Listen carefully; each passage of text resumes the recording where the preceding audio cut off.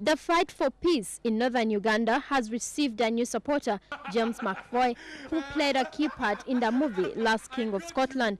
The movie star, who starred alongside Oscar-winning star Forest Whitaker as doctor and good friend to President Idi Amin in the movie, traveled to northern Uganda to support charity there. Hello, my name's James McAvoy. We are in northern Uganda, about 28 miles from the Sudanese border, in a place called Kitkum. Today, we are going to be present at the distribution to supply people with the means to grow their own food and to harvest their own food.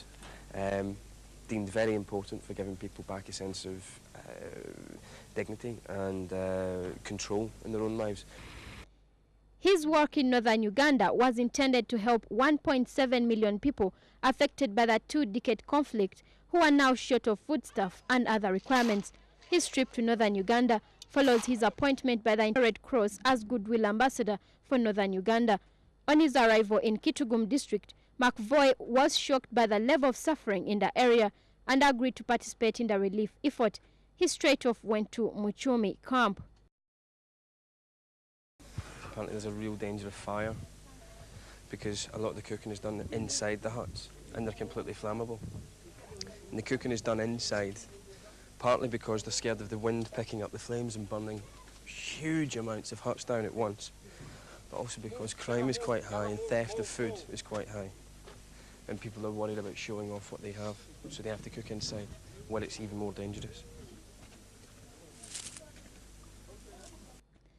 Following his arrival, troops of residents gathered to see the next team bringing them relief food.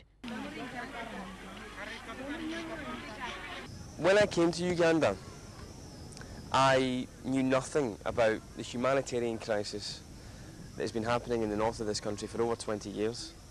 I know a hell of a lot more now, and I can tell you that the quality of life and the threats that are put on these people's lives are huge. And the conditions are horrible. It disturbs me a lot. It makes me very sad. I think what disturbs me even more, though, is that this has been going on for over 20 years and I knew nothing about it. I don't think I'm the only one. No.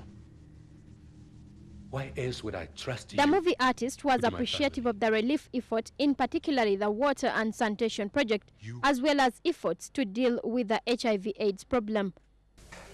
These are the latrines that the Red Cross have built, and these are the bathing units that they have also built for the camp. They're wonderful. It makes a huge difference to the people's lives. They can be clean, and if you notice, this camp is much cleaner than the camps we've been in before. However, there are only one latrine to 25 people, and for the bathing units, there are 35 people to one bathing unit. If you can imagine sharing that with your family, let alone strangers and just people from the community, it's unthinkable really for us. Voice says he's going to be involved. He'll go all the way, as these pictures show. The movie star went to board a truck and helped these workers in offloading feed for the people in the IDP camps, much to the amusement of the workers, who promptly asked him how he felt about it. This is a streaming system that allows people. Following this exercise, James joined the residents as they moved to and from a water point where they had gone to collect water for their regular domestic needs. On his return, the movie star is struck by the fact that the huts are also stuck together and asks why. Aside from the fact that it's really dangerous, it's really, really cramped and just bad for your living conditions. In particular, he's struck by this pot on which food is cooking right outside the hut, indicating the likelihood of fire risk to the camp residents.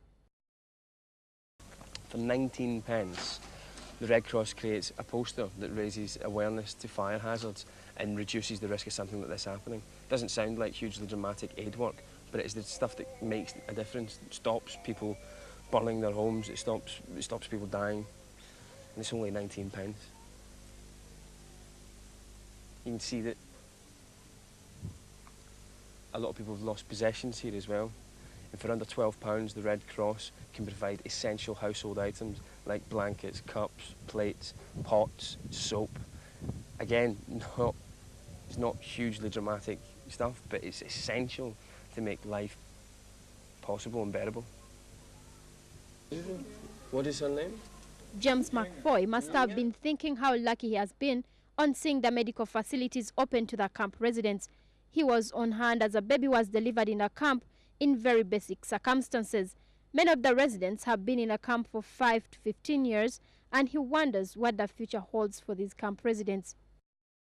The woman you just spoke to has just had a little baby, and like a lot of other children here, the baby was born in this camp. A lot of children here have only ever known camp life. They are internally displaced people. They're not even refugees in someone else's country, they're in their own country. And yet they live in worse conditions than refugees do in many other countries. And have done so for 5, 10, 15, some of them 20 years, some of them on and off, and some of them constantly for that time. And some of them, it's all they're ever going to know, unless, with the Red Cross's help, they get back to their homes, their land gets recultivated, made arable again, made capable of producing food. And that's something that the Red Cross are trying to do. They're trying to get people slowly back into their homes, because it's not easy just to go back. The land is completely overgrown, they've been here so long. And otherwise children are just going to be staying here and it's all they're ever going to know. It's just horrible. It's incredible that they know nothing of society other than cramped, no education, no food other than the same thing day in, day out, and living on handouts. This report was compiled by Ken Chiza.